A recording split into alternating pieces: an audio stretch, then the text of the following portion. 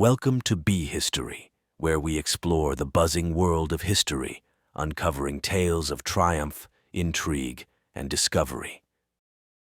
Today, we are going to talk about Brites de Almeida, also known as the Baker of Aljubarrota, a legendary heroine who fought against the Castilian invaders in the 14th century.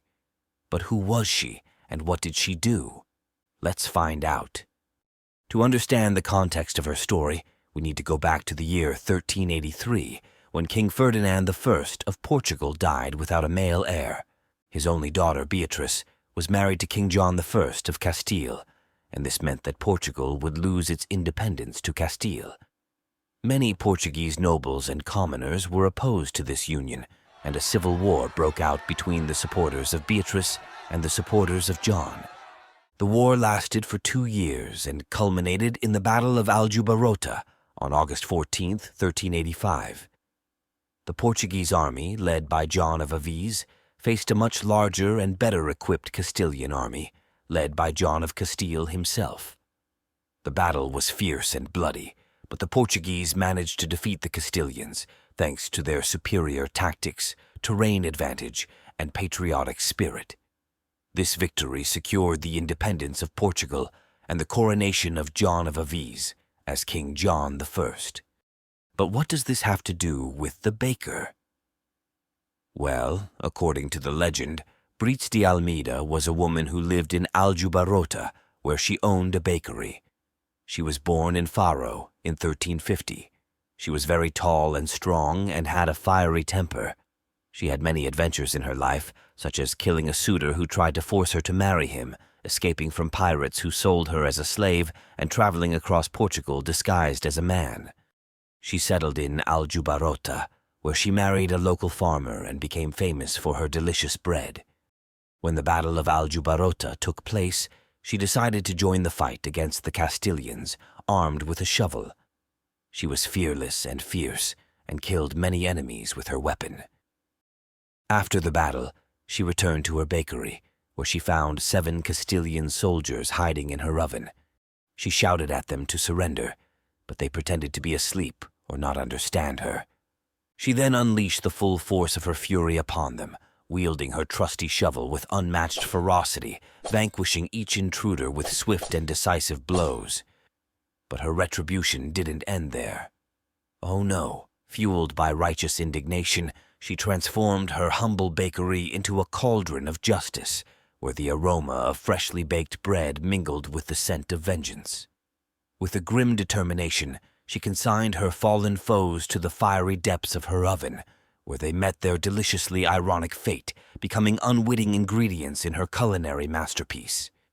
She also formed a group of women who chased and killed any Castilian soldiers who tried to escape or loot the village.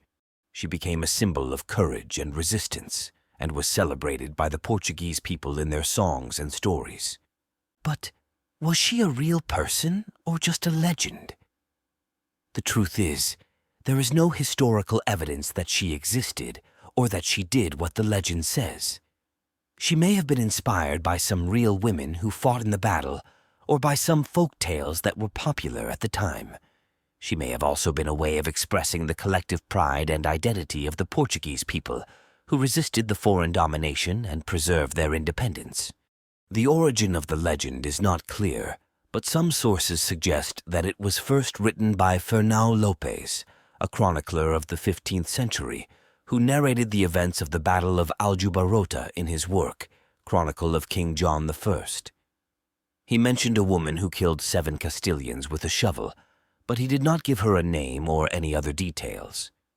Later, in the 16th century, another chronicler, Garcia de Resenda, added more information to the story, such as her name, her appearance, and her background. However, some historians and scholars, such as Hermano Saraiva in 1993 and Ines Moura in 2017, have questioned the veracity and the significance of the legend, arguing that it is a myth that was created and embellished over time to glorify the Portuguese victory and to promote a nationalist sentiment. They point out that there are many inconsistencies and contradictions in the different versions of the story, and that there is no reliable evidence to support it. They also suggest that the legend may have been influenced by other similar stories from other cultures, such as the Greek myth of the Amazons, the female warriors who fought against the male invaders.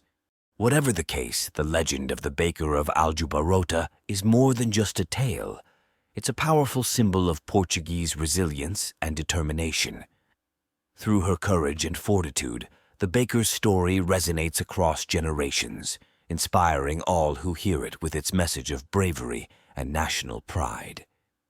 So let's continue to cherish this legend, for it serves as a timeless reminder of Portugal's enduring strength, a beacon that shines brightly through the annals of history. Thank you for joining us on this captivating journey through history. If you enjoyed this episode, be sure to like, share, and subscribe to Be History. Until next time, keep buzzing with curiosity. This is Be History. See you on the next video.